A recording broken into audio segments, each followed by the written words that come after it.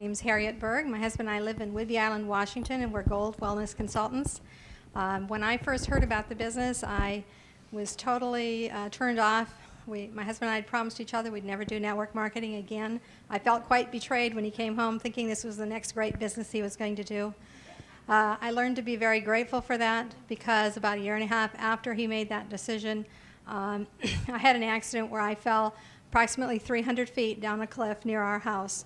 And it wasn't an intentional fall. I thought I was saving my dog from falling. I thought my dog was falling, and I just instinctively grabbed for him and somersaulted off myself. And so for the first 100 feet or so, I was in a really rapid tumble, and then after that, I was airborne and ended up down on the cliff with traumatic brain injuries, broken neck, many broken ribs, collapsed lung, broken end of the spine, and an exploded pelvis.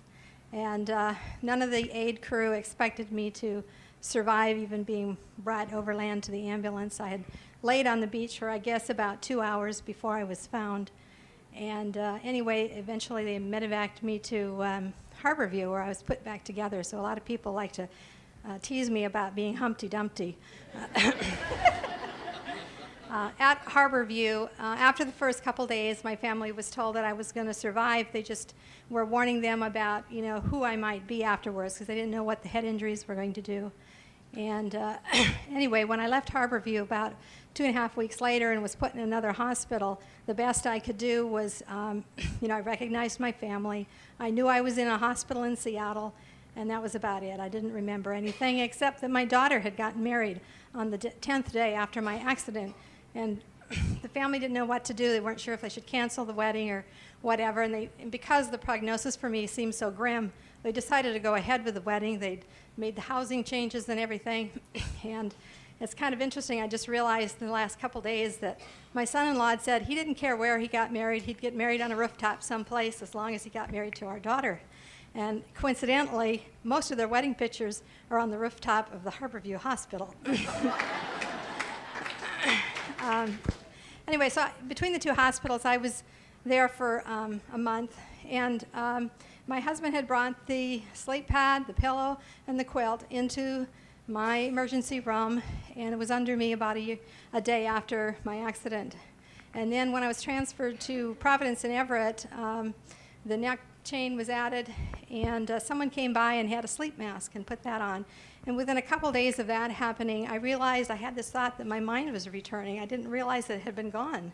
But, I realized I was thinking more than one thought at a time. And my mind is usually pinging off 100 things a minute. So my husband and I, we have these conversations. He says he's a monotone and thinks of one thing or nothing at all. And I always said I thought it'd be interesting to see what that felt like for an hour. So anyway.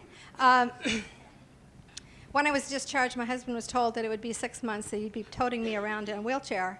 And anyway, my progress was so quick. The physical therapist was wondering if really I'd been injured as badly as I had, and she asked to see my x-rays again.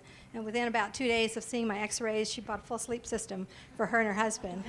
And anyway, I was walking 6 weeks from the day I was discharged from the hospital instead of the 6 months. And I returned to my office as a tax accountant, and enrolled agent, having done that for 20 years about by that time, and was able to see clients half days, 4 months to the date of the accident, and was working full-time 2 weeks later.